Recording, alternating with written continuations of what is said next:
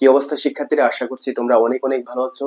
So অনেকের প্রশ্ন যে ভাইয়া গুচ্ছ অধিভুক্ত 19টি বিশ্ববিদ্যালয়ের আসলে সিট বা আসন সংখ্যা কিরকম, এবং মানবিকের জন্য আসলে আসন বিন্যাস কিরকম হতে পারে, এবং আমরা যারা কম মার্কে আসলে চান্স পেয়েছি অর্থাৎ তারা কিভাবে আবেদন করতে পারি, এবং কোন কোন ইউনিভার্সিটিতে আবেদন করলে অবশ্যই একটা সাবজেক্ট নিশ্চিত করতে পারবো। সো অবশ্যই তোমাদের জন্য কিন্তু ভাইয়া দেখো, এই যে 19টা বিশ্ববিদ্যালয়ের আসলে সিরিয়াল নিয়ে চলে এসেছি, কোন ইউনিভার্সিটিতে মানবিকের জন্য কত সিট, এবং তোমার যদি মার্ক কম হয়ে থাকে অর্থাৎ তুমি যদি টপারও হয়ে থাকো, তাহলে কোনটাতে কারা আবেদন করতে পারবে এবং কোনটাতে কারা আবেদন করলে অবশ্যই তুমি একটা সিট নিশ্চিত করতে পারবা। সো প্রথম থেকে শেষ পর্যন্ত দেখার অনুরোধ রইল। আর আরেকটি কথা হচ্ছে ভাইয়া, অনেক কষ্ট করে কিন্তু এখন প্রায় 3টা বাজে রাত, আমি কষ্ট করার পর কিন্তু তোমাদের জন্য ভিডিওটা আসলে মেক করেছি। সো তোমাদের জন্যই কিন্তু, আমার কিন্তু আসলে এগুলো কোনো প্রয়োজন নেই। সো তোমাদের হেল্পের জন্যই কিন্তু আসলে ভিডিওটা তৈরি করেছি। অনেক রিসার্চের করার পর এবং অনেক ঘাটাঘাটির পর আসলে প্রত্যেকটা সিরিয়াল খুঁজে বের করার পর কোনটাতে কত সিট রয়েছে ইউনিভার্সিটি, এগুলো খুঁজে বের করা একটু টাফ। তারপরেও কিন্তু তোমাদের হেল্পের জন্য অবশ্যই ভাইয়া করেছি। অবশ্যই চ্যানেলটি সাবস্ক্রাইব করে ভাইয়ার পাশে থাকবা, আরো কিন্তু হেল্পফুল ভিডিও দিব। এবং তোমার যে কোনো সমস্যায় ইনবক্স করতে পারো বা কমেন্টে জানাতে পারো, ভাইয়া অবশ্যই আনসার দেওয়ার চেষ্টা করি। সো আমরা এই 19টি বিশ্ববিদ্যালয়ের আসলে মানবিকের জন্য কোন ইউনিভার্সিটিতে কতটা আসন রয়েছে ওইটাই দেখবো আজকে। এবং তোমরা যারা মার্ক অর্থাৎ 50-এর উপরে 55-র ভিতরে যারা কম নাম্বারে আছো অর্থাৎ সিরিয়ালটা একটু দূরে, এই যে দেখো সিরিয়ালটা একটু দূরে, তোমাদের অবশ্যই কোন ইউনিভার্সিটিতে আবেদন করলে একটা সিট নিশ্চিত হবে। আর যারা টপ করেছো অর্থাৎ 60-এর উপরে মোটামুটি, তারা কোন ইউনিভার্সিটিতে আবেদন করতে পারবা, অর্থাৎ মিডল ক্লাসরা কোন ইউনিভার্সিটিতে আবেদন করলে অবশ্যই ভালো সাবজেক্টে মানে মোটামুটি চান্স পাবা। সো এ টু জেড দেখলেই তোমরা আসলে বুঝতে পারবা যে কোনটা কিরকম ইউনিভার্সিটি এবং কিভাবে চান্স পেতে পারো। সো প্রথম থেকে দেখি, কথা আর বাড়াবো না। সো IU ইসলামী ইউনিভার্সিটি, তোমার সিট সংখ্যা কত ভাইয়া? এখানে 627টি সিট রয়েছে এবং চারুকলার জন্য 30টি। চারুকলার এটা আমরা বাদ দেবো, সংরক্ষিত আসন। সো তোমরা কিন্তু পরীক্ষা দিয়ে আলাদাভাবে এটা নিতে হবে। সো এটা আপাতত আমরা বাদ দেবো। সো 627টি আসন। তোমার 627টি আসনের মধ্যে তোমার কিন্তু এরা যারা টপ আছে অর্থাৎ গুচ্ছ অধিভুক্ত সেরা একটা বিশ্ববিদ্যালয় হচ্ছে ইসলামী বিশ্ববিদ্যালয়। যারা মোটামুটি টপ করেছে তারা কিন্তু আসলে ইসলামী বিশ্ববিদ্যালয় কিন্তু চয়েস দিয়ে বসে থাকবে। সো তোমরা যারা মোটামুটি 55-র নিচে মার্ক পেয়েছো আমি মনে করি গুচ্ছে, তারা কিন্তু ইসলামী বিশ্ববিদ্যালয়ে চয়েস দিয়ে টাকা নষ্ট করার কোনো মানে হয় না।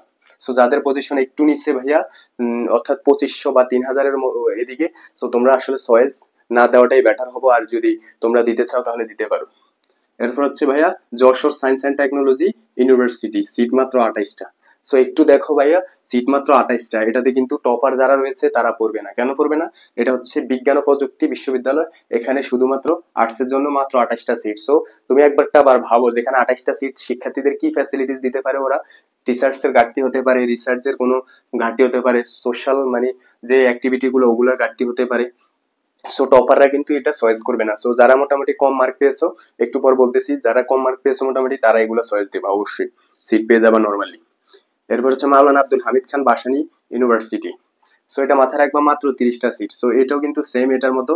সো তোমাদের মাথায় রাখতে হবে যারা সিরিয়াল একটু পিছিয়ে তারা এগুলা চয়েস দিতে পারো। NSTU এটা আমার এলাকার ইউনিভার্সিটি। সো এটা কিন্তু সেরা একটা ইউনিভার্সিটি গুচ্ছের মধ্যে এখন বর্তমানে আছে। এটাতে সিট কিন্তু মোটামুটি ভালোই আছে, 191টা। যারা কিন্তু টপ ইউনিভার্সিটি গুলো চয়েস করবে অর্থাৎ টপ র্যাঙ্ক করছে তারা কিন্তু এগুলা চয়েস দিবে। সো যারা একটু নিচে ভাইয়া, বারবার বলতেছি, এগুলো চয়েস না দেওয়া তোমার জন্য বেটার। সো NSTU হচ্ছে টিউশন এবং সব ধরনের ফ্যাসিলিটিস এখানে পাওয়া যায়, যদিও শহর থেকে সামান্য 2-3 কিলো হয়তো ভিতরে, কিন্তু নোয়াখালীর মানুষ খুবই শিক্ষিত এবং সচেতন। সো তোমরা টিউশন ইজিলি পেয়ে যাবে। আমি নোয়াখালী আমার বাসা, আমি অবশ্যই জানি সব।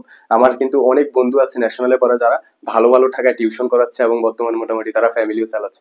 সো মোটামুটি একটা তুমি সার্ভাইভ করার মতো ফ্যাসিলিটিস পাবা ভাইয়া, চিন্তার কোনো কারণ নেই। তারপরে এটা দেখো, বরিশাল ইউনিভার্সিটি, গুচ্ছের মধ্যে সেরা একটি ইউনিভার্সিটি বরিশাল ইউনিভার্সিটি। সো 744টা সিট রয়েছে মানবিকের জন্য। বারবার বলছি, এটা কিন্তু মানবিকের জন্য, অনলি মানবিক। মানবিক সো মানবিকের জন্য 444টা সিট রয়েছে। তোমার মাথায় রাখতে হবে যারা টপ করেছে তারা কিন্তু এখানে আইন নিয়ে পড়বে, ভালো ভালো সাবজেক্ট গুলো নিয়ে পড়বে। তোমরা যারা একটু পেছনে সিরিয়াল, তোমরা এটার কথা চিন্তা করার দরকার নেই। টিউশন ব্যবস্থা এবং মোটামুটি মানে ফ্যাসিলিটিস অনেক ভালো। গুচ্ছের মধ্যে সেরা একটা ইউনিভার্সিটি এটা, এবং উপরের এটা। এরপর হচ্ছে কি, এটা হচ্ছে গোপালগঞ্জ ইউনিভার্সিটি, অনেক সিট রয়েছে ভাই, দেখো 350 মানবিকের জন্য। সো এটা কিন্তু যারা টপ করেছো তারা কিন্তু ভালো একটা সাবজেক্টও পেতে পারো, ভালো একটা কি এনভায়রনমেন্টও পেতে পারো, এবং ভালো একটা ইউনিভার্সিটিও পেতে পারো। গুচ্ছের মধ্যে মোটামুটি লেভেলের ভালো ইউনিভার্সিটি সিট আছে মানবিকের জন্য অনেকগুলো। এরপরে দেখো পাবনা ইউনিভার্সিটি, পাবনা বিজ্ঞান ও প্রযুক্তি, সিট 130টার মতো রয়েছে। মোটামুটি তোমরা যারা খারাপ তারা মানে সিরিয়াল পজিশনে একটু পিছিয়ে, খারাপ বলতে, সো তোমরা আবেদন করতে পারো নিঃসন্দেহে। তারপরে দেখো ভাইয়া, এটা হচ্ছে বেগম রোকেয়া ইউনিভার্সিটি, 166 সিট রয়েছে।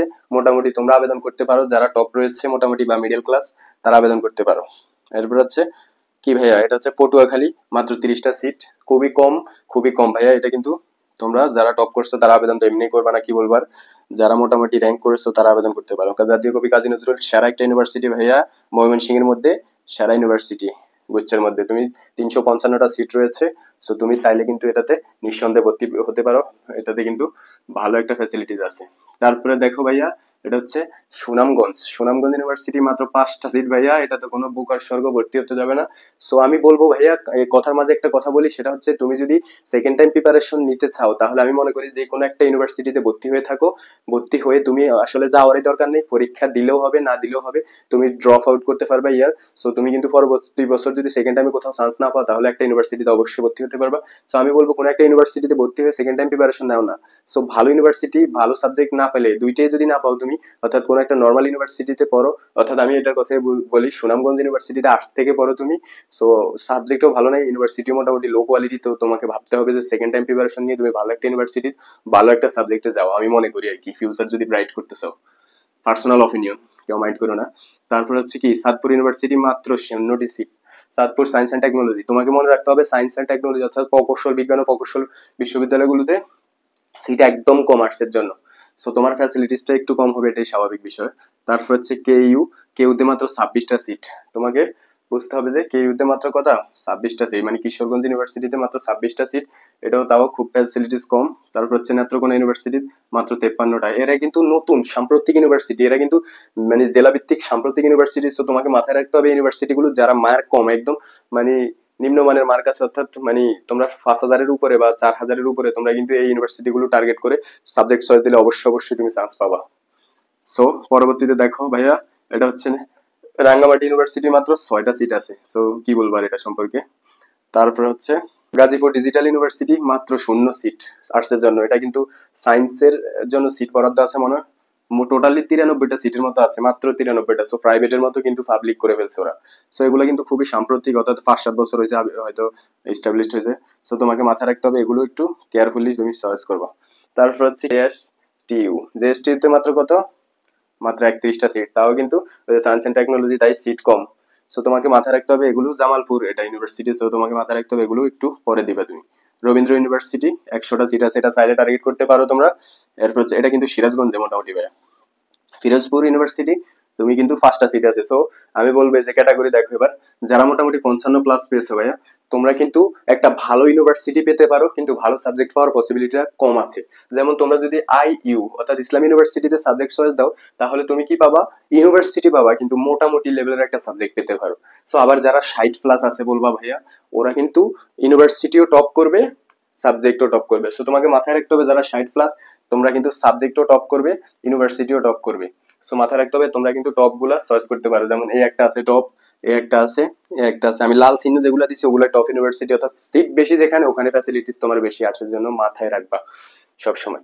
সো তোমাকে এটা কিন্তু, এটা যারা ভাইয়া 80 প্লাস যারা 4 জন আছে, ওরা একজনও ভর্তি হবে না ভাইয়া, গ্যারান্টি দিচ্ছি ইনশাল্লাহ, কারণ ওরা বিভিন্ন জায়গায় টপ করে অলরেডি বসে আছে, মন মেটানোর জন্য পরীক্ষা দিয়েছে।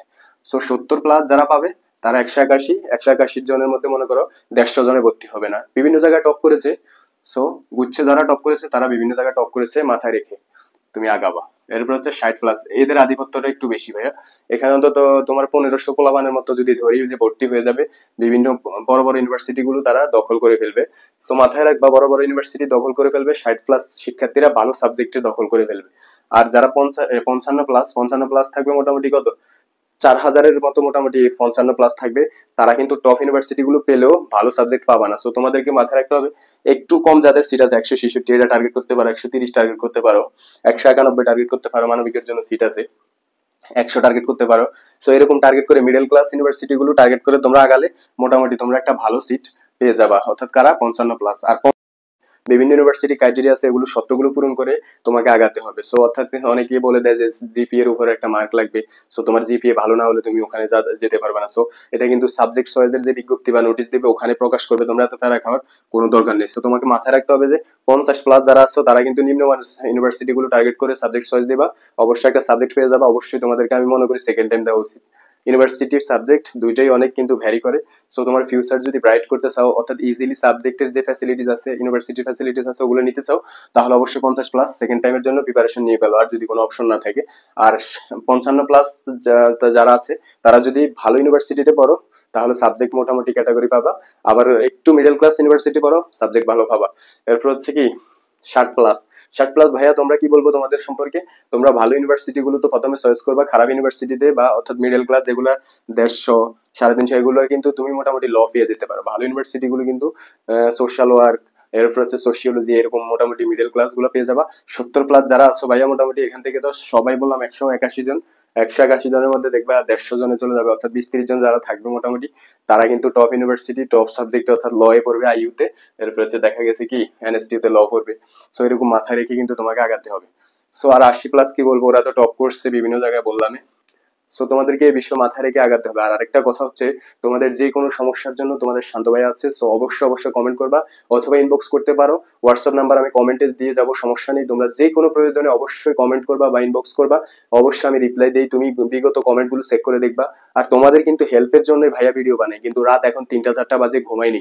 সো তোমাদের নিয়ে কিন্তু গাটাগাটি করতেছি, কোন ইউনিভার্সিটিতে সিট ভালো, তোমাদের কিভাবে ইমপ্রুভ করা যাবে। সো ভাইয়ের জন্য কি একটা সাবস্ক্রাইব হবে না? অবশ্যই অবশ্যই হবে। সাবস্ক্রাইব করলে তো আর টাকা লাগবে না। সো তুমি সাবস্ক্রাইব করে থাকো, তোমার জন্যই কিন্তু ভালো হবে। পরবর্তী অর্থাৎ ভিডিও যেটা দিব ওটাও হতে পারে তোমার জন্য খুবই ইম্পর্টেন্ট একটা ভিডিও।